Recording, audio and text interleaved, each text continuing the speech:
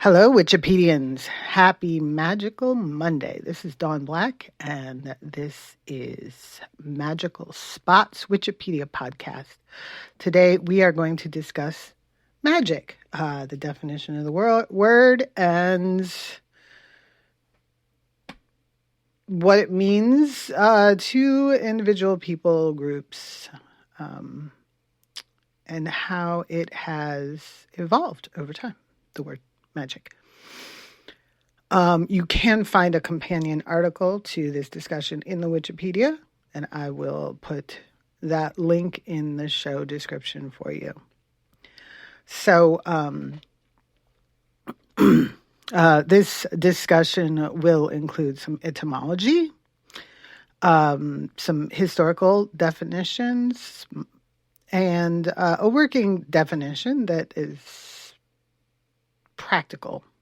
Sort of a discussion of my personal definition and why I have chosen it. We're going to talk about what magic is and is not, and then we're going to discuss spelling. So let's just jump right in. Magic comes from, according to Etymology Online, the word magic may have come from the Proto-Indo-European root mach, I'm going to think. M-A-G-H is how they're spelling it. Which means to be able or to have the power to do something. This root also gives us the words may, might, and main, as in might and main, and machine. The word magic itself directly descends from Magi, Magus, which was the Persian priestly caste, the Zoroastrian astrologer priests, and it was variously adopted into Latin and Greek, and of course it came down to us and to our English via those languages. Now it has meant different things over time. I have a late 14th century definition of magic, which in here is spelled M-A-G-I-K-E, called the art of says the art of influencing or predicting events and producing marvels using hidden natural forces. I quite like that definition. That seems pretty spot on, really. Now, in the early 20th century, people, writers, and occultists wanted expounded, I guess, on magical definitions quite frequently. Aleister Crowley has, in the early 20th century, wrote that magic is the science and art of causing change to occur in conformity with the will. And a lot of folks found this empowering, while a lot of other folks found it very limiting, or incomplete. The idea, I think the biggest complaint that I have heard about this particular definition is that it sort of implies that anything that you do, even if you do it with your hands or do it in a mundane way, a non-mystical, magical way, it would still be magic according to this definition. Now, Aleister Crowley was a ceremonial magician. The will is probably the key feature of this particular definition, and that is something that will need own its own entire discussion separately. But I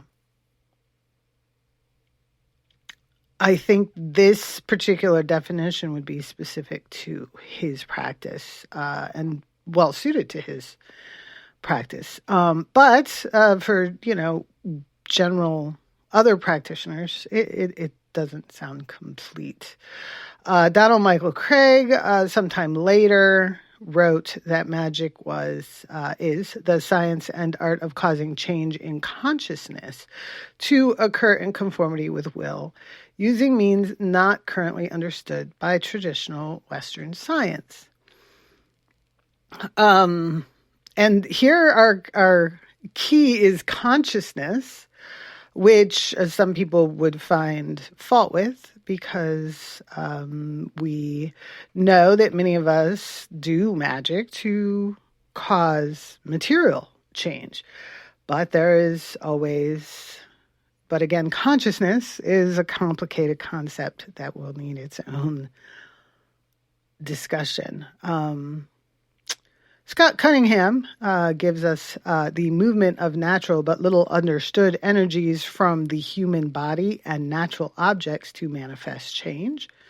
This one seems the most satisfying. I like that he says little understood rather than not currently understood by traditional Western science, because I feel personally that Western science has made some great strides in understanding how certain magical modalities function. We have physics, psychology, alchemy has been expanded into chemistry and medicine, and I think a lot of these scientific modalities or scientific pursuits go a long way toward examining and explaining, never perfectly, but science wasn't meant to be perfect, how magic works and what it is. But the common public doesn't necessarily understand all of that. So little understood is better here, I believe, in my opinion. And I do not have personally an issue with science explaining and technology explaining things, explaining certain parts of magic. I don't think it makes it less magical.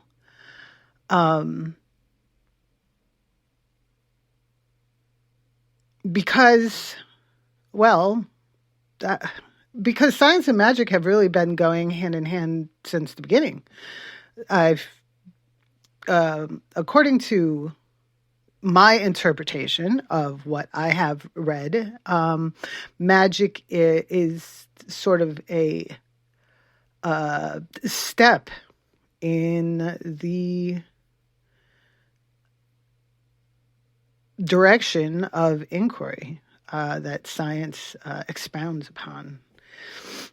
And, I don't believe that just because you know how something works makes it less magical. I personally have lots of theories about how magic works that make it rather simple in my mind, but I also feel that it's still quite magical. And there's also lots of stuff that science hasn't figured out yet, and that's also cool. But I think eventually science and magic will understand each other. I think the time will come. But that won't mean that magic isn't magic anymore. So my working definition is the art and craft of predicting and bringing about change using means not well understood by the general public. which I think is quite simple. I think it covers everything without excluding anything. And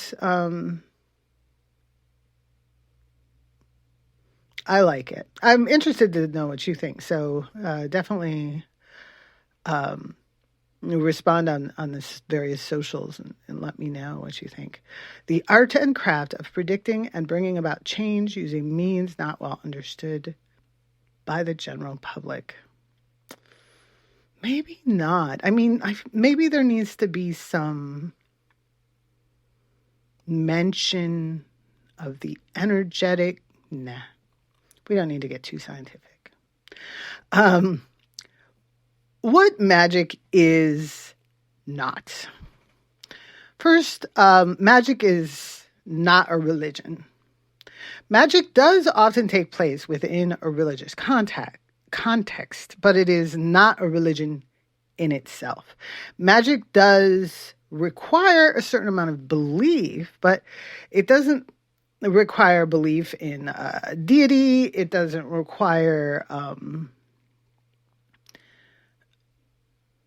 that you conform to certain practices or rituals. You may have certain beliefs, practices, and rituals involved in your magic, but magic itself is extremely flexible. You can be an atheist and practice magic. You can, through experimentation, come up with your own methods and means of creating magic. And different religions have different views and definitions of magic. I think most religions have some allowed or even encouraged magical modalities within them. Many religions have certain modalities and intentions that are sanctioned while others are forbidden. Some styles of magic are particularly associated with specific religions like Wicca, Santeria, Vodun. Some Christian and Jewish paths have associated magical practices as well. But the magic itself is not the religion. In some practices, it is like a sacrament. It takes that form, but it itself is not a religion. Magic can exist in the absence of religion. You can be an atheist, you can be an animist, you can be a pantheist, and still practice magic or not. Magic is not a pact with the devil or anyone else. Magic does not require a pact with spirit guides or any other spirit being. Magic, everyone has the energy inside them to and around them to practice magic. It's just a matter of learning how to harness it. Spirit beings, however, are simply energy. They don't have the body. Now, the truth is that we are also simply energy, but we believe ourselves to be different, separate, individual from each other, material beings. And it's very hard to sort of break through what we know because we learned it in science class and what we know because we always knew that, whereas spirits, being energetic beings, they don't have that whole body thing to deal with. So magic is probably easier for them. So if you make a deal with somebody that doesn't have a body, you probably can get a little help there, but it's not necessary generally. And I personally have never made a pact with the devil. I don't think. And it's not a requirement for magical practice. Magic is also not a means to achieve the impossible. I think most musicians, magic users, will agree that magic operates under natural laws. Thus, whatever's impossible can't be brought about by magic. It can only cause things to happen that can feasibly happen without magic. Conversely, we can assume that anything that is possible can be brought about. Anything that is possible can be brought about by magic. There are some things that are a little harder than others, but theoretically, you can do anything that you can do without magic with magic, and vice versa.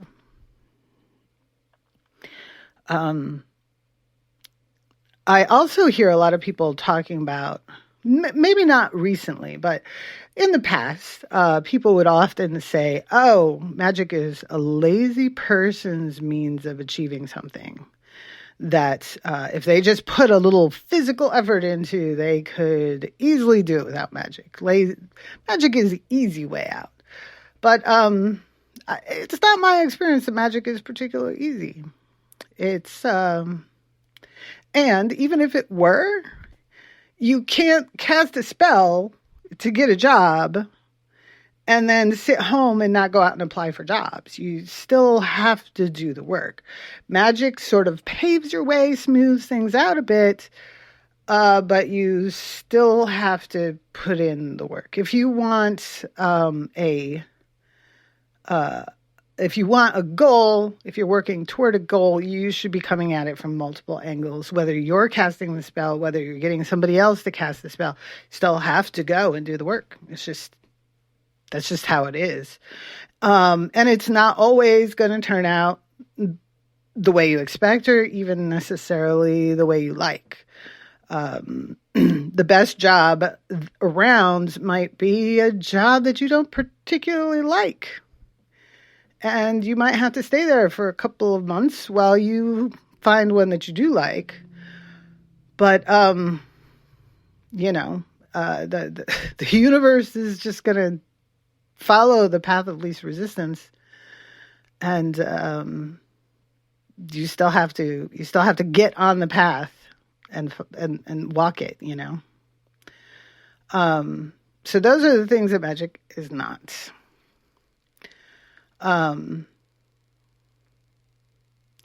And I will finish up by addressing the K at the end, where magic users generally spell magic with a K. The official spelling of magic is Magic. But we like to add that K there to differentiate it from